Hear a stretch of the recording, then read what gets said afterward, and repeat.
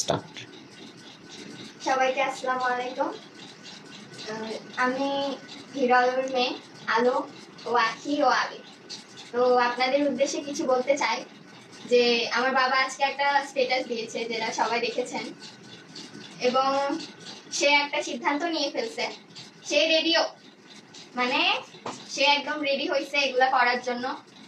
তো সে একটা ভুল সিদ্ধান্ত নিয়ে ফেলছে, কারোরই এগুলা করা উচিত না। কারণ সবারই বাচ্চা থাকে যারা বিবাহিত, তো সবার এটা বোঝা উচিত যে সবকিছুর আগে আমাদের বাচ্চা। তো এটা আসলে একটা ভুল সিদ্ধান্ত। এইটাই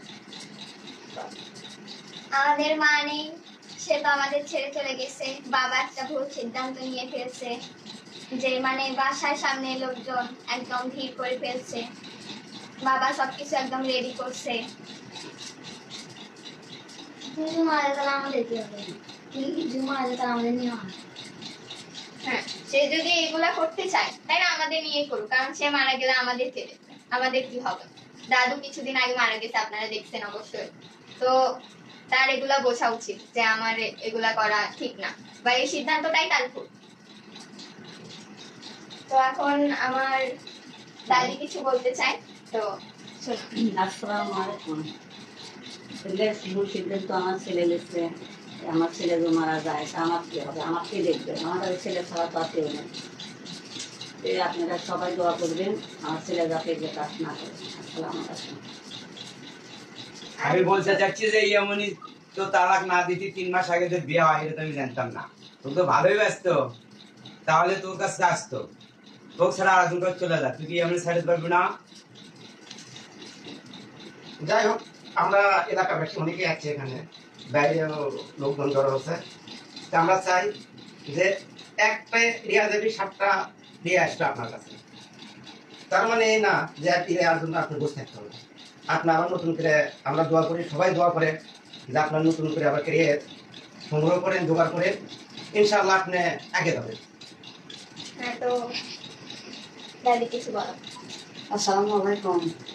আমার স্বামী হলো 4 মাস আগে। সবাই তুমি তো যখন মারা যাও সবাই বাচ্চাগুলো কে দেখছি? আসসালামু আলাইকুম। হ্যাঁ বাবু বলো, বলে শেষ করো। আচ্ছা, ঘটনা হচ্ছে, আলম চাচার স্ট্যাটাস দেওয়ার পরে আমি তার বাড়িতে আসি, এবং আমি না শুধু, বহুত মানুষজন আসছে, সাংবাদিকরা আসছে। আসলে সে হয়তো মানুষের যখন মাথা গরম থাকে বা রাগান্বিত হয় তখন কিন্তু ভুল সিদ্ধান্ত নেয়। তো তিনিও ভুল সিদ্ধান্ত নিয়েছে। তার সন্তানেরা তাকে স্ট্যাটাসটা দেখার পরে তাকে হাতে পায়ে ধরে যে এরকম ভুল সিদ্ধান্ত যেন না নেয়। এক পর্যায়ে সবাই বোঝানোর পরে তাকে মানে এই সিদ্ধান্ত থেকে বের হয়ে আনা সম্ভব হয়েছে বিধায় আমরা লাইভে আসছি। আসলে অনেকে মন্তব্য, বিভিন্ন রকম মন্তব্য করতেছেন। মানুষ যখন অশান্তির মধ্যে থাকে তখন বিভিন্ন ধরনের সিদ্ধান্ত নিতে পারে। তো আপনারা দোয়া করবেন চাচার জন্য, তার ফ্যামিলির জন্য, তার যেন ভবিষ্যতে এরকম সমস্যায় যেন না পড়ে। আর আমরা যে কারণে এই সমস্যাটা হচ্ছে, এই সমস্যা থেকে বের হয়ে আসার জন্য আমরা সর্বাত্মক চেষ্টা করব। যে একটা মেয়েকে নিয়ে যে ঘটনা, রিয়ামণি, আপনারা জানেন এই রিয়ামণিই হচ্ছে মূল কাল এই কাহিনীর। তো যাই হোক, আপনারা সবাই দোয়া করবেন। লাইভটা এখানে শেষ করতেছে। আর আলম চাচা এই জায়গায় আছে, আসলে সে কথা বলার মতো পজিশনে নাই।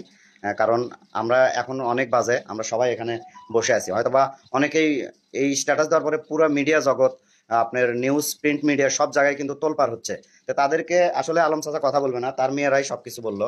আর বাইরে অনেক লোকজন আছে, আমরা আসলে ঘরের ভেতরে জাস্ট আপনাদেরকে জানালাম যে তার এই ভুল সিদ্ধান্ত, সেই সিদ্ধান্ত থেকে সে বের হয়ে আসলো। সবাই ভালো থাকবেন। আর ফ্যান ফলোয়াররা যারা আছেন, আপনারা আলম চাচা এবং তার ফ্যামিলির জন্য দোয়া করবেন। আসসালামু আলাইকুম।